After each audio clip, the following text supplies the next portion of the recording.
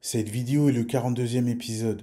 Dans cette vidéo, je vais vous parler de la falsification du Coran et je vais vous donner la date à laquelle il a été falsifié. Dans une précédente vidéo, je vous ai expliqué que l'islam a moins de 200 ans.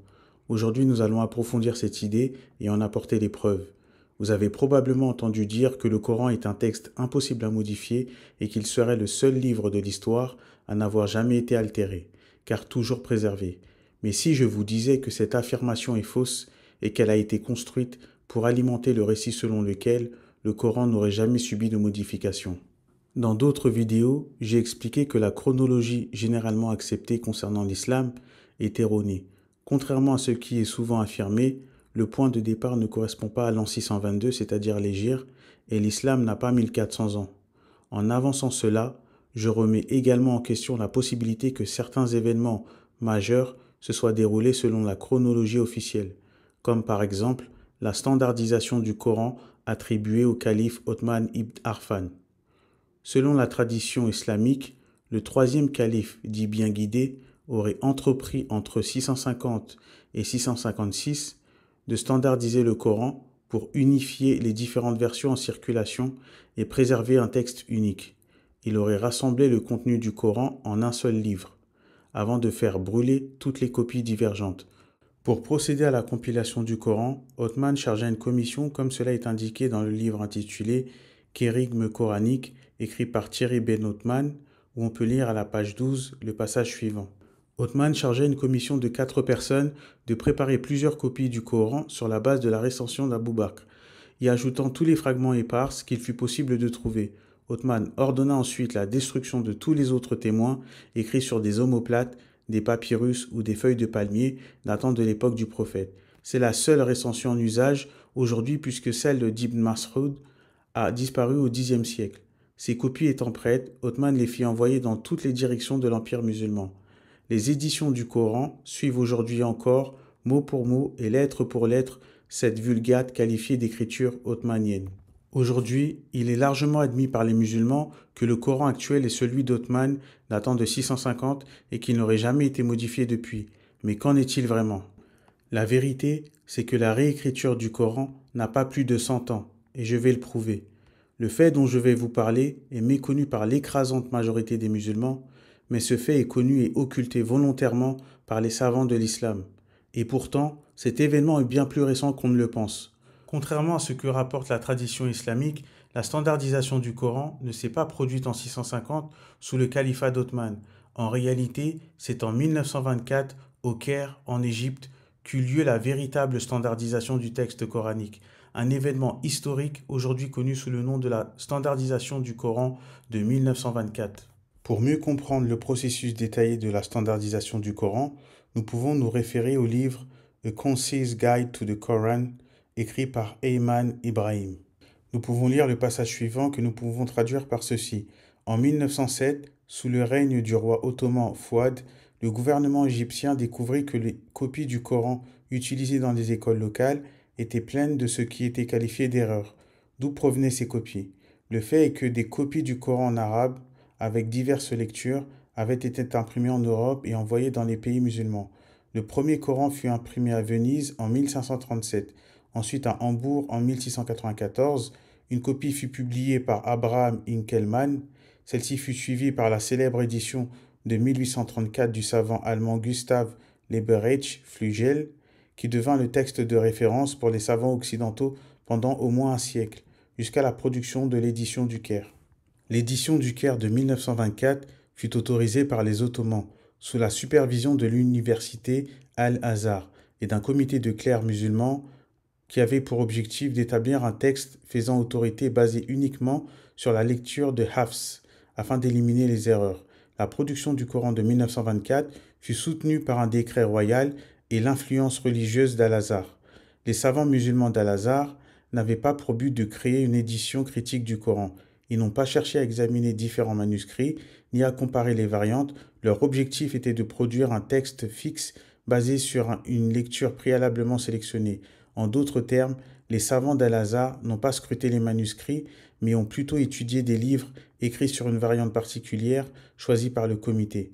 En un sens, le comité s'est appuyé sur des sources secondaires plutôt que primaire, ce qui est une méthode imparfaite pour établir un texte ancien. Aujourd'hui, le Coran de 1924 est le texte faisant autorité pour l'islam. Même les traductions étrangères en dépendent. Il a été largement imprimé et les autres lectures ont presque disparu. Bien que cela soit indiscutablement un succès pour le comité d'Al-Azhar, cela ne signifie pas que cette copie soit la seule lecture disponible des écritures islamiques. Fait intéressant, l'édition du Caire de 1924 nécessita des corrections après sa publication initiale. La même année, une seconde édition fut imprimée pour corriger quelques erreurs typographiques. Puis en 1936, un autre ensemble de corrections fut appliqué. On pourrait se demander que fit le gouvernement des copies précédemment imprimées qui contenaient des erreurs. Il est rapporté que, après que des impressions ultérieures eurent éliminé toutes les erreurs, le gouvernement égyptien rassembla les Corans erronés et les jeta dans le Nil. Voilà ce que raconte le livre de Ayman Ibrahim sur l'édition du Caire de 1924. Voyons voir ce que raconte une autre source sur l'édition du Coran de 1924. Cette source nous vient du site Coran 12-21 et voici ce qu'il raconte sur l'édition du Caire.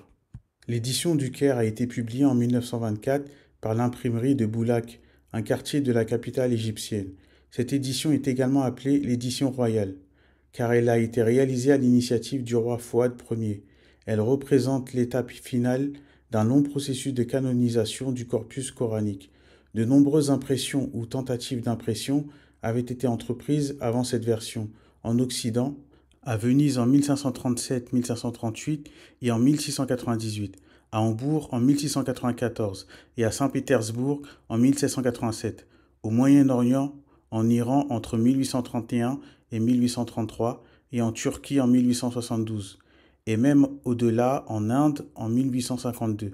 En Égypte, le Coran a été imprimé pour la première fois en 1833, sous le règne de Mohammad Ali Bassa.